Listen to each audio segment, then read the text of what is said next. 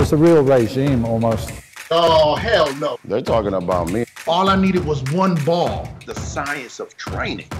And I know you don't think it's a sport. What kind of vitamins do you take on a daily basis? And also, do you take any apple cider vinegar, like mixed with water or just a shot of it or something? I have used apple cider vinegar in the past. I didn't find it did a ton for my digestion or anything like that. So for how bad it tastes, I said, fuck it. I know a lot of people get a lot out of it. It can be good for a multitude of things, detoxification, hair and skin, and digestive process. From a nutritional, vitamin standpoint, I mean, there's a lot of things I take, and obviously working with Revive, I'm very lucky that I get access to a whole lot of things.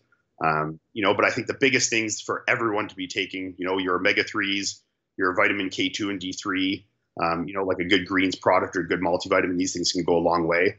Then when you're talking about performance supplements, getting like a good whey protein or a good amino acid EAAs, these things can be very beneficial for your recovery as well. So, if someone's, more interested in knowing more about, the depths of supplementation, they can DM me on Instagram and I can kind of guide them through it. But, it's the list is long of things you can really delve into. And I think it really depends on, if you're a natural athlete or an enhanced athlete. Obviously your demands for, stress on your body and certain nutritional things is going to be different. But the things I listed is a good base for everybody. And then you can build on that with, liver supplements and kidney supplements, heart supplements, depending on what your goals are and what you're doing in terms of ergogenic aids, right? Last thing I want to ask you is, what do you think the future of the men's open division looking like? Because people say it's going to go this way, it's going to go that way. Some people say it's going to go away. Some people say it's the biggest thing ever. What do you see heading in the next 5-10 years? If you'd asked me this 2 years ago, I might have had a different answer. But I think right now, when you look at, how many young guys there are that are being really good on putting out content in social media and giving access to, the lives of top pro bodybuilders and kind of keeping that division alive, and like guys, like I said before, like Hunter showing all that stuff.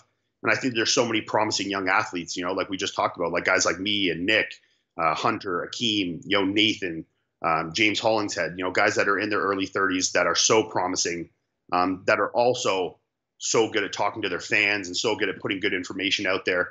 I think these guys are going to be the leaders on the forefront to keeping that division growing. And I think really over the next 5, 6, 7 years, I think it's going to explode again. I think it took a little bit of a lull over the last 3 to 5. And I think now with the forefront of social media and these guys doing the YouTube and the guys doing interviews like this, talking about it, I think you're going to get a big influx back into the men's open. I think right now, I think Classic is the division of choice. I think there's no debating that. I think it's the more, I hate using this word because it's more attainable look. I hate saying that because I mean more attainable from the perspective of like I just discussed, and it doesn't take 20 years. Chris Bumstead is going to be upset at that. I say that to his face. He's right here.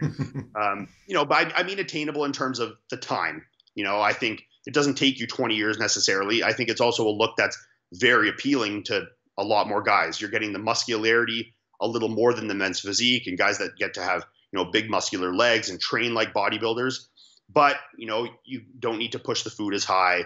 You don't need to, be a 300-pound monster in the off season, which I think is a little more enticing to a lot of the younger guys coming up. And when you have guys like Chris Bumstead that have kind of surpassed that like fitness and almost gone mainstream, I think that brings a lot of guys into the world and draws them into that class, So I think you have a lot of really popular guys that are going to bring guys into that division. And I think, there's always going to be a soft spot in anyone's heart in bodybuilding for that golden era physique, I think when guys look back to those 70s, 80s, 90s physiques, it's always going to be something people love. They love that look, the really classic lines, the tight abs, the really cool posing. I think there's a huge market for that. And I think that division is going to continue to explode. But I think with, having so many guys in the men's open right now that are really putting out good information, have physiques that are improving at really, really, really rapid rates, I think it's going to be a big draw back into the men's open. So I see the whole industry as a whole through the bodybuilding classes really exploding over the next 5 years.